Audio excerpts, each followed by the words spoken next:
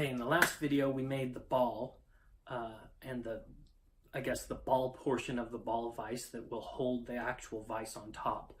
Today I'm going to work on the vise. We're going to build it from scratch.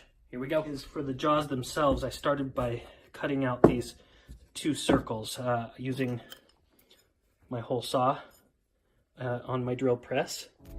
So I cut these out to 4-inch circles.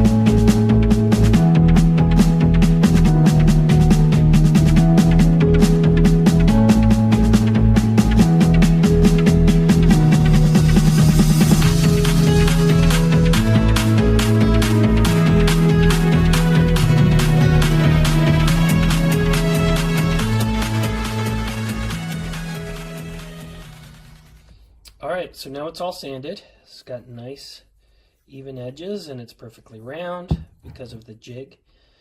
You can see I've drawn the line through the center here. This is where I'm going to cut it, but I'm not going to cut it for a little while. I need to do some more, I need to drill some holes. There's going to be a hole, a screw that goes through the middle that I'll be able to twist, and that will spread the two jaws apart. I also need some guide rods on either side, right here and here, that run parallel.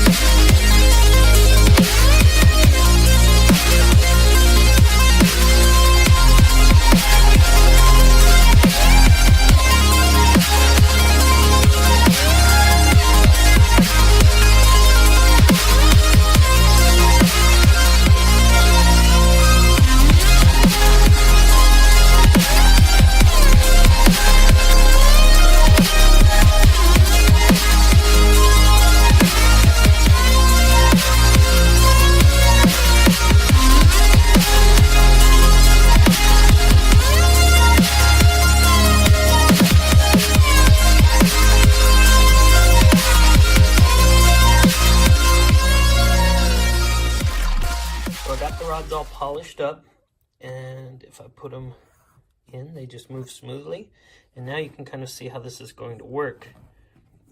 The rods stay in place. This thing can open and close. It will open. I'm going to insert some nuts into this piece, and then as we screw this, this will cause this to move up and down. In order to make the jaw travel up and down the threaded rod, what I need to do is insert a nut right in there. I actually want to do two. I'm going to do one there and then one on the inside right here.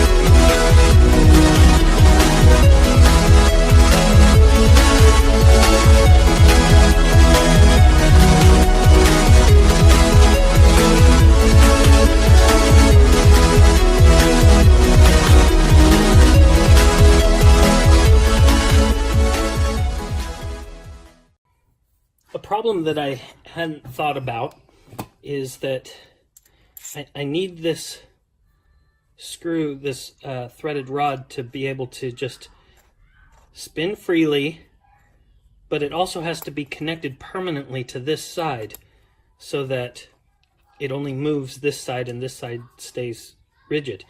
If I can't glue it in because then it can't turn. And if I just leave it in there, then it will just push this out of the way instead of pushing this one out. So the idea I've come up with is I got this steel spacer from the hardware store, and it fits perfectly around the threaded rod. And what I'm going to do is embed this in this hole. So I'll have to drill that a little bit bigger, stick this in. Then I'm going to drill in from this side, drill a hole right through here, and then I'm going to use a set screw like this. It goes in and it's going to go in like this. Now normally with a set screw you tighten it real tight and it will press hard against something and keep it from moving. I will grind a little shaft or a groove all the way around the end of this threaded rod so that this will have space to go in like this. It will essentially lock this in so that it can't be pulled out.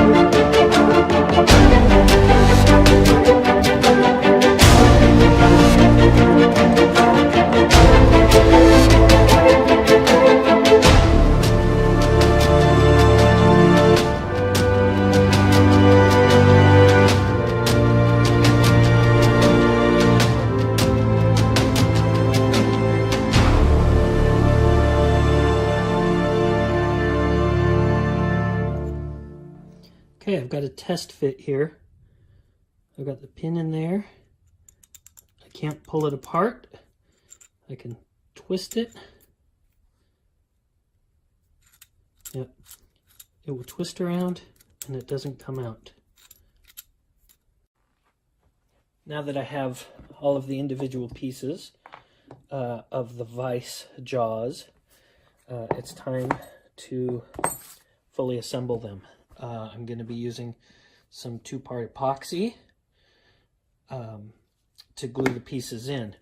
So I've got to glue the spacer in to make sure it gets a good contact. I'm just going to kind of scrape it a little bit, scrape its surface on the sandpaper so that it has a rough surface for the glue to stick to.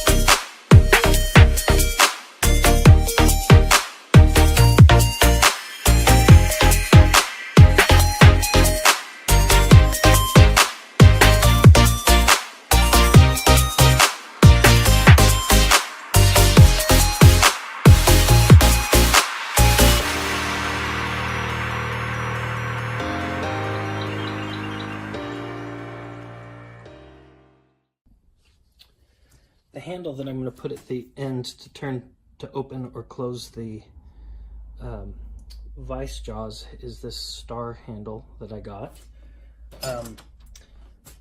You know, I looked really hard to find one that would fit. This was the only one that would fit 3/8" threaded rod. The hole is there. And I don't know if you can see inside. Yeah, if we catch it just right, you can see that it's got the shape for a nut inside, and so you just put a nut in there and then this grabs onto the nut and you turn it and it's just turning the nut. But these are the only 3/8" nuts that I could find, and if we put it in there,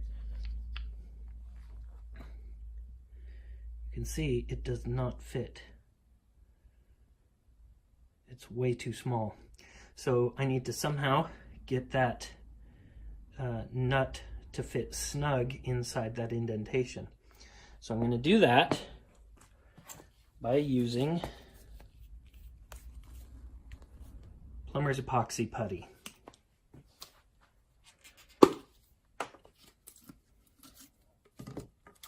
This stuff is a 2-part epoxy, kind of like the glue we're using, but it's more like it's a putty, like Play-Doh or clay.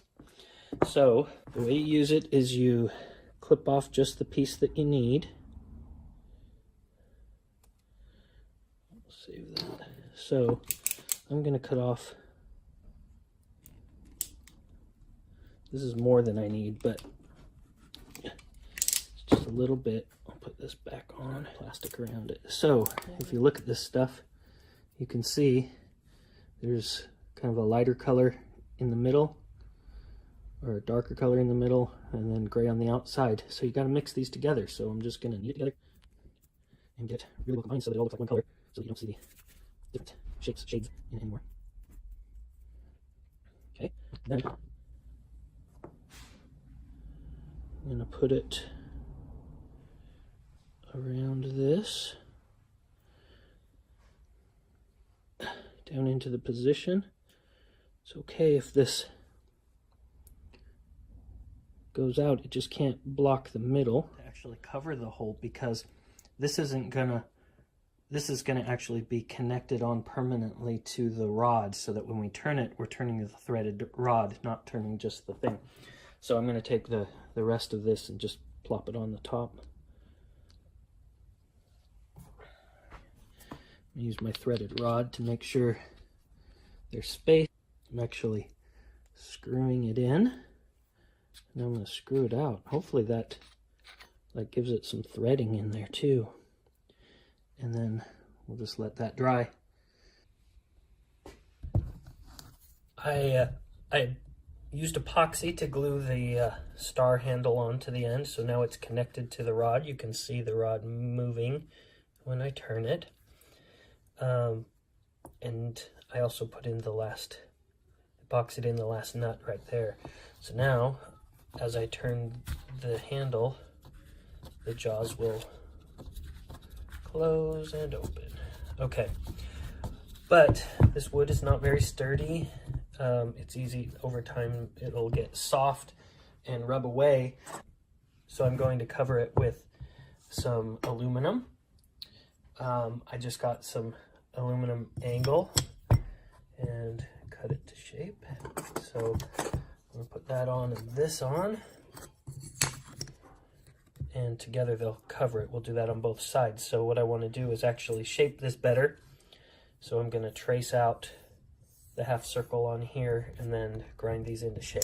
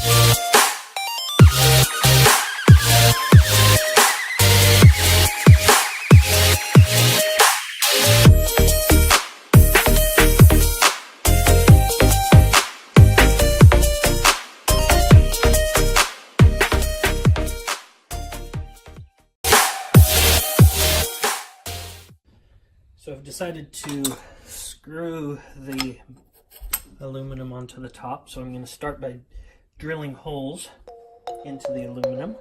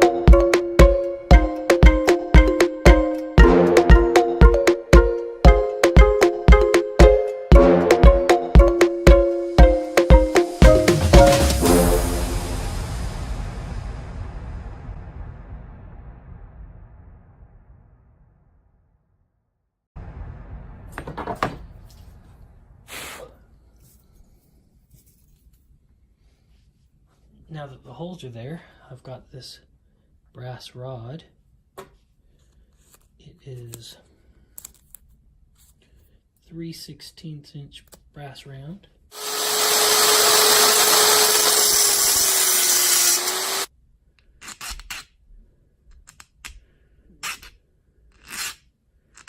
Alright, I've got the pins cut, and I smoothed them out. I sanded them down, grinded them down with the file.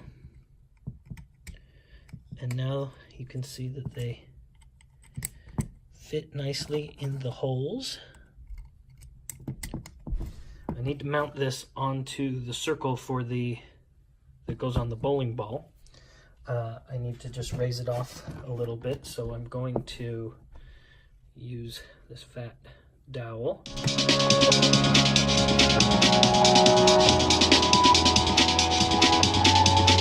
Attention passengers, we've now reached our destination. We hope you enjoyed the flight and have a nice day.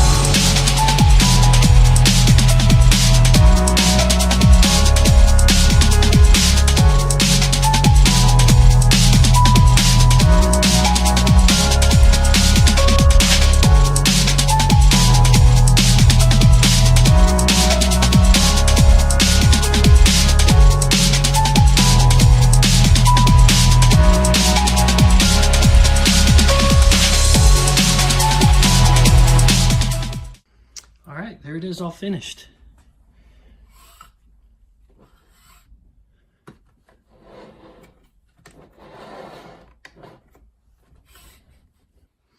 So if you want to hold something small, let's say like a quarter, you put some pins in.